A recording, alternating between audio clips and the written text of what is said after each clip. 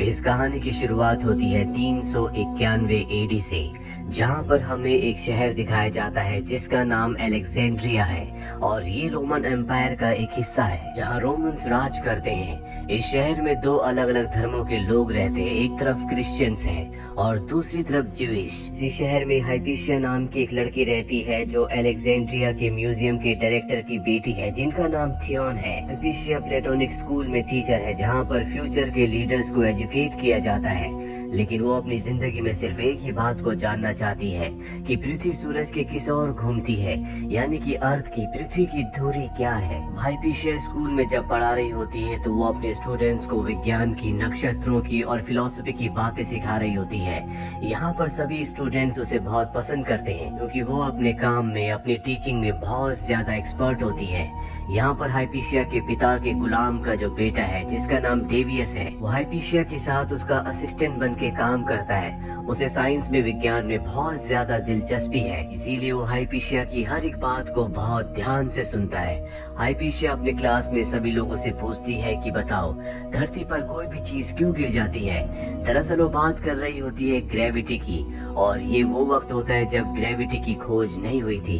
Gravity के बारे में किसी को कुछ नहीं पता था। डेवियस जो कि उसका असिस्टेंट है उसकी बात को बहुत ध्यान से सुनता है, साथ ही वो हाइपीशिया से प्यार भी करता है, लेकिन वो अपने प्यार का इजहार हाइपीशिया से नहीं कर सकता क्योंकि उसके पिता हाइपीशिया के पिता के गुलाम हैं। वहीं दूसरी तरफ हमें उस म्यूजियम को दिखाया जाता है जहाँ पर हाइपीशिया के पिता डायरेक्टर हैं। दरअसल ये ज्यूइश लोगों की बहुत ही पवित्र जगह है। यहाँ ज्यूइश लोगों को पेगन भी कहा जाता है और वो यहाँ पर अपने देवताओं के स्टैचूज को, विज्ञान की किताबों को और अपनी पवित्र किताबों को रखते हैं। अब क्योंकि यहाँ के जो डायरेक्टर है वो हाइपीशिया के पिता है, इसीलिए ज्यूइश लोग जो भी बड़ा फैसला लेते हैं वो हाइपीशिया के पिता थियोन की सहमति से ही लेते हैं। वहीं बाहर हमें एक क्रिश्चियन मॉन्क को दिखाया जाता है जो यहाँ पर पेगन यानी कि ज्यूइश लोगों के देवताओं को उल्टा सीधा कह रहा होता है। दरअसल क्रिश्चियन लोग हमेशा ज्यूइश लोगों के देवताओं का मजाक उड़ाते हैं और वो कहता है कि अगर मेरा देवता, मेरा भगवान सच्चा है तो मैं आग पर चलूंगा और मुझे कुछ भी नहीं होगा। और इसके बाद वो मॉन्क आग के ऊपर चलता है लेकिन उसे कुछ भी नहीं होता। दरअसल उसने इस तरह का आउटफिट पहना होता है जिस वजह से आग उसे जलाती नहीं है। सारे क्रिश्चियंस लोग उसकी वाहवाही करना शुरू कर देते हैं, जिसके बाद यहाँ पर ज्यूइश लोगों के प्रीस्ट को भी उस आग में धकेला जाता है, लेकिन वो जलना शुरू हो जाते हैं पर उनके लोग उन्हें आकर बचा लेते हैं। हाइपीशिया के पिता थियोन भी क्रिश्चियन लोगों से नफरत करते हैं और एक दिन उन्हें अपने घर पर एक क्रॉस मिलता है जो कि एक गुलाम लड़की का होता है। इससे उन्हें बहुत गुस्सा आता है। इससे पहले कि वो उसे सजा देते, उनके गुलाम का बेटा डेविस जो कि हाइपीशिया का असिस्टेंट है, वो इल्जाम अपने ऊपर ले लेता है और कहता है कि ये क्रॉस मैंने रखा था। हाइपीशिया के पिता इससे बहुत गुस्सा हो जाते हैं और उसे कई कोड़े मारते हैं। हालांकि हाइपीशिया अपने पिता को रोकने की, समझाने की कोशिश करती है लेकिन वो उसकी बात नहीं सुनते। हाइपीशिया को पता होता है कि डेविस का ये क्रॉस नहीं है, इसीलिए रात को वो उसके कमरे में उसे मरहम लगाने के लिए जाती है, जहाँ पर वो देखती है कि उसके लेक्चर सुन सुनकर यहाँ पर डेविस ने एक मॉडल बनाया है जिसमें अर्थ के चारों तरफ 5 प्लैनेट्स घूम रहे होते हैं। ये वो वक्त होता है जब इंसानों को पता था कि इस दुनिया में सिर्फ 5 ही प्लैनेट हैं जो कि सूरज का नहीं बल्कि अर्थ का चक्कर लगाते हैं। हाइपीशिया डेविस से बहुत ज्यादा इम्प्रेस हो जाती है। अगले दिन क्लास में वो उसके मॉडल को सभी को दिखाती है और डेविस से कहती है कि सबको इस बारे में बताओ। डेविस उसे डेमोन्स्ट्रेट करता है। अब हमें दिखाया जाता है जहाँ पर ज्यूइश लोगों का एक पवित्र प्रोग्राम चल रहा होता है जो कि इनके मंदिर में होता है। इसे लाइब्रेरी ऑफ सेरेपियम भी कहा जाता है। यहाँ पर हाइपीशिया का एक स्टूडेंट भी होता है जिसका नाम होता है ओरेस्टियस। ओरेस्टियस हाइपीशिया से बहुत प्यार करता है, वो भी एक ज्यूइश है और यहाँ पर सबसे कहता है कि मैं अपनी जिंदगी में सबसे ज्यादा प्यार अपने म्यूजिक से करता हूँ और उससे ज्यादा प्यार करता हूँ मैं हाइपीशिया से, और वो अपने म्यूजिक के इंस्ट्रूमेंट को हाइपीशिया को देता है। हाइपीशिया सबके सामने उसे एक्सेप्ट कर लेती है। दरअसल उसने पहले भी हाइपीशिया को अपने प्यार का इजहार किया था, लेकिन उसके जवाब में हाइपीशिया ने कुछ भी नहीं कहा।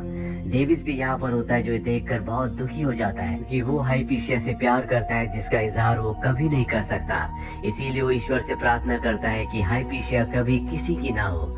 अगले दिन क्लास में दिखाया जाता है जहाँ पर हाइपीशिया ओरेस्टियस को एक कपड़ा वापस लौटाती है, जिसका मतलब ये होता है कि उसने उसके प्यार के प्रपोजल को एक्सेप्ट नहीं किया बल्कि ठुकरा दिया है। इससे उसे बहुत ज्यादा गुस्सा आता है। वो यहाँ से बाहर जाने लगता है, लेकिन तभी एक प्रीस्ट सबको बाहर बुलाता है जहाँ पर वो सबको क्रिश्चियंस के खिलाफ भड़काना शुरू कर देता है। वो कहता है कि वो हमारे देवताओं का मजाक उड़ाते हैं, हमें अपने से नीचा समझते हैं, इसीलिए हमें जंग का ऐलान करना होगा। और ये सब कुछ हाइपीशिया के पिता की मर्जी से हो रहा होता है। हाइपीशिया अपने पिता को समझाने की कोशिश भी करती है, लेकिन उसके पिता नहीं मानते और इस सब में हाइपीशिया के पिता के साथ ऑरेस्टियस भी शामिल होता है। इसके बाद अलेक्जेंड्रिया में पेगन यानी कि ज्यूस के बीच में और क्रिश्चियंस के बीच में लड़ाई झगड़ा होना शुरू हो जाता है, जिसमें कई लोग मारे जाते हैं। लेकिन यहाँ पर क्रिश्चियंस की बहुत ज्यादा तादाद है, इसीलिए ज्यूस लोग हारने लगते हैं और हाइपीशिया के पिता अपने लोगों के साथ अपने पवित्र स्थान पर, जिसे लाइब्रेरी ऑफ सेरेपियम कहा जाता है, उन सब की जान बचाने के लिए वहाँ पर आसरा लेते हैं, जहाँ डेविस भी होता है। क्योंकि डेविस एक गुलाम है, इसीलिए उसे उनके साथ रहना होगा। हालांकि वो ज्यूइश नहीं बल्कि क्रिश्चियन है। ये वही जगह है जहाँ पर हाइपीशिया पढ़ाती है। हालांकि डेविस यहाँ से बाहर जाना चाहता है, लेकिन हाइपीशिया उसे मना कर देती है। यहाँ पर डेविस के साथ साथ कुछ और क्रिश्चियन स्टूडेंट्स भी होते हैं और रात को जब वो इस जगह से भाग रहे होते हैं तो डेविस उन्हें देख लेता है, लेकिन वो किसी को कुछ नहीं बताता क्योंकि वो जानता है कि उनका यहाँ से निकल जाना ही अच्छा होगा। कई महीने बीत जाते हैं, जिसके बाद इनका धीरे धीरे खाना खत्म होना शुरू हो जाता है, जिससे यहाँ पर सबको परेशानी टेंशन होना शुरू हो जाती है क्योंकि यहाँ से ना तो कोई बाहर जा सकता है और ना ही बाहर से किसी को अंदर आने की इजाजत है। एक रात को डेविस चुपचाप यहाँ से निकल जाता है। दरअसल अब ये पूरा का पूरा शहर एक तरह से दो अलग अलग हिस्सों में बढ़ चुका है, यानी कि दो अलग ग्रुप्स में, क्रिश्चियंस और ज्यूइश के। वही हमें हाइपीशिया को दिखाया जाता है जो उसी पवित्र जगह पर होती है जहाँ पर उसके सभी लोग उसके पिता के साथ फंसे हुए हैं। ऐसे माहौल में भी वो सिर्फ और सिर्फ विज्ञान के बारे में सोच रही होती है। वो सोचती है कि जब भी हम कोई चीज ऊपर फेंकते हैं या ऊपर से कोई भी चीज नीचे छोड़ी जाती है तो जमीन पर क्यों गिरती है, जबकि तारे आसमान में है, वो जमीन पर यानी कि धरती पर क्यों नहीं गिरते। और हाइपीशिया के मन में पहली बार ये बात आती है कि शायद सारे प्लैनेट्स और सूरज पृथ्वी के चारों तरफ नहीं घूमते, बल्कि जितने भी प्लैनेट्स हैं वो सब के सब सूरज के चारों तरफ चक्कर लगाते हैं। इसी तरह से यहाँ पर इन्हें कुछ और महीने बीत जाते हैं, जिसके बाद रोमन एम्परर्स इन सब को माफ कर देते हैं, कहते हैं कि तुम बाहर आ सकते हो। दरअसल उनकी नजरों में यही गुनहगार हैं क्योंकि इन्होंने जंग का आगाज किया था और अब ये सब के सब वहाँ से बाहर आ जाते हैं, लेकिन इनकी किसी भी चीज पर इनका कोई अधिकार नहीं होगा। इसीलिए हाइपीशिया और उसके लोग यहाँ से अपनी जरूरी चीजों को और अपने ग्रंथों को लेकर निकल जाते हैं। जिसके बाद क्रिश्चियंस लोग इस जगह पर, जो इनकी पवित्र जगह है, वहाँ पर आते हैं, जिनमें डेविस भी होता है, और इनके देवताओं की मूर्तियों को तोड़ देते हैं। वहीं हाइपीशिया को दिखाया जाता है जो बहुत ज्यादा दुखी होती है क्योंकि उसके पिता की मृत्यु हो चुकी है। और तभी वहाँ पर डेविस आता है जो उसके साथ बदतमीजी करना शुरू कर देता है क्योंकि बचपन से वो एक गुलाम था। लेकिन ऐसा करते करते अचानक से उसकी आंखों में आंसू आ जाते हैं। वो हाइपीशिया के सामने झुक जाता है क्योंकि वो हाइपीशिया से प्यार करता है। वो हाइपीशिया को अपनी तलवार देता है और कहता है कि मुझे मार दो। हाइपीशिया उसकी तलवार से उसके गले में जो गुलामी का निशान होता है उसे काट देती है और कहती है कि तुम आजाद हो। इसी तरह से 2 साल बीत जाते हैं और अब ओरेस्टिस को दिखाया जाता है जो कि पहले एक ज्यूइश था, अब वो क्रिश्चियन बन चुका है, साथ ही उसका एक बड़ा पद है। और अलेक्जेंड्रिया में जहाँ पहले ज्यूइश का सम्मान किया जाता था, उनका एक ओहदा होता था, अब उनके ऊपर जुल्म किए जाते हैं। लेकिन इस बात से हाइपीशिया को कोई फर्क नहीं पड़ता, वो अब भी विज्ञान के बारे में सोच रही होती है। ओरेस्टिस एक बार उसे अपने साथ बोट पर ले जाता है, लेकिन यहाँ पर भी उसके दिमाग में सिर्फ और सिर्फ विज्ञान होता है। वो एक गुलाम को ऊपर चढ़ने के लिए कहती है और कहती है कि तुम्हें ऊपर से नीचे बैग फेंकना होगा। उसका मानना ये होता है कि बैग को आगे या पीछे गिरना चाहिए क्योंकि नाव चल रही है और जिस वक्त बैग हवा में होगा उस वक्त वो नाव आगे चलने की वजह से थोड़ा सा स्पॉट से पीछे गिरेगा। लेकिन ऐसा नहीं होता, वो उसी स्पॉट पर गिरता है, जिससे हाइपीशिया पूरी तरह से कंफ्यूज हो जाती है और जल्दी उसके दिमाग में एक विचार आता है कि शायद धरती भी अपनी धुरी पर घूम रही है, लेकिन उसकी स्पीड इस तरह से है कि जिससे धरती पर रहने वाले किसी भी चीज को कोई भी फर्क नहीं पड़ता। ये वो दौर था जब धार्मिक लोगों का मानना था कि पृथ्वी गोल नहीं बल्कि चपटी है और अगर कोई इंसान पृथ्वी के अंत तक पहुंच जाए तो वो वहाँ से गिर सकता है। हाइपीशिया अब भी उसी स्कूल में पढ़ाती है जहाँ पर वो पहले पढ़ाया करती थी। उसके दिमाग में कई सारे सवाल हैं। उसके दिमाग में एक और सवाल आता है कि पृथ्वी पर ठंड, गर्म और अलग अलग मौसम क्यों आते हैं, इसका क्या कारण है। वहाँ पर उसका एक सेवक भी होता है जो उसे बताता है कि शायद सूरज बड़ा या छोटा होता होगा, इसी वजह से मौसम बदलता है। जब सूरज बड़ा होता है तो धरती पर गर्मी होती है और जब वो छोटा होता है तो ठंड। लेकिन हाइपीशिया उसकी बात से सहमत नहीं होती। वहीं ज्यूइश लोग जो क्रिश्चियन लोगों के जुल्म और सितम से परेशान है, वो उनके ऊपर हमला कर देते हैं, जिसके बाद क्रिश्चियंस लोग एक बार फिर से उन्हें बहुत बुरी तरह से मारना शुरू कर देते हैं। हाइपीशिया ओरेस्टियस के पास जाती है और कहती है कि क्रिश्चियंस लोगों को ऐसा करने से मना करो, मैं अपने लोगों को समझाऊंगी।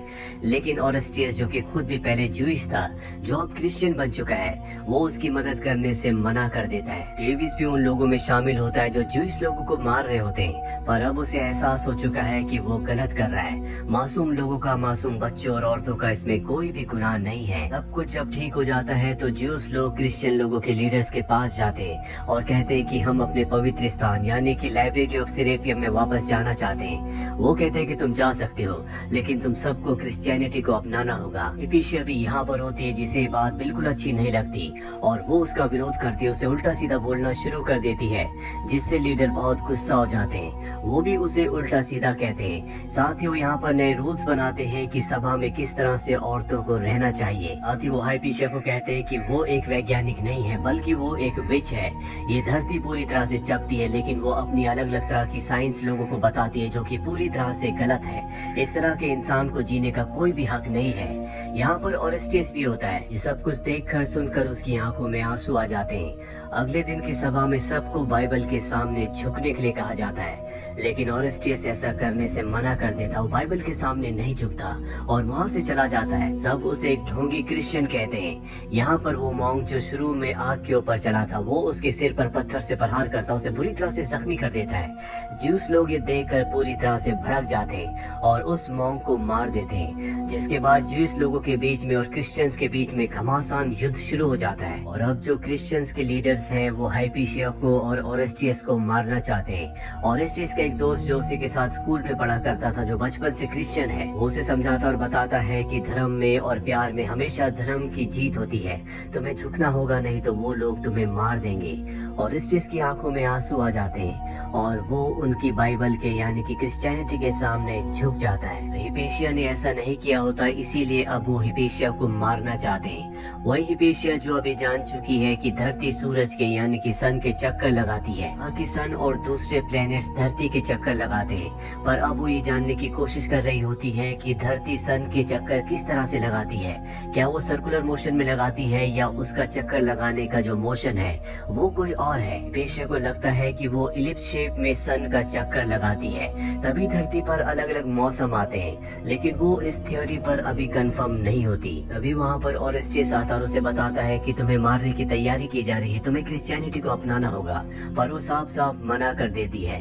हालांकि डेविस भी उसे बचाना चाहता है, लेकिन अब उसे पकड़ लिया जाता है और उसे मारते पीटते जलील करते हुए लाइब्रेरी तक लाया जाता है। ये सब लोग उसे मारना चाहते हैं, लेकिन इनके पास तलवार नहीं है, इसीलिए बाहर पत्थर लेने के लिए जाते हैं। डेविस को देखकर बहुत दुख होता है और वो उसे इस तरह की मौत मरते हुए नहीं देखना चाहता, इसीलिए वो खुद उसे आसान मौत देकर मार देता है। और जब वो अपनी जिंदगी की आखिरी सांसें ले रही होती है, तभी वो ऊपर छत की तरफ देखती है, जहाँ पर इलिप्स शेप का एक गोलाकार होता है, जिससे उसे अपनी थ्योरी पर पूरी तरह से कॉन्फिडेंस हो जाता है। पृथ्वी इलिप्स शेप में ही सूर्य के चारों तरफ घूमती है, जिस वजह से अलग अलग मौसम पृथ्वी पर आते हैं। और अब अपनी जिंदगी के आखिरी वक्त में उसने अपने सवालों के जवाब को पा लिया और इसके बाद उसकी मृत्यु हो जाती है।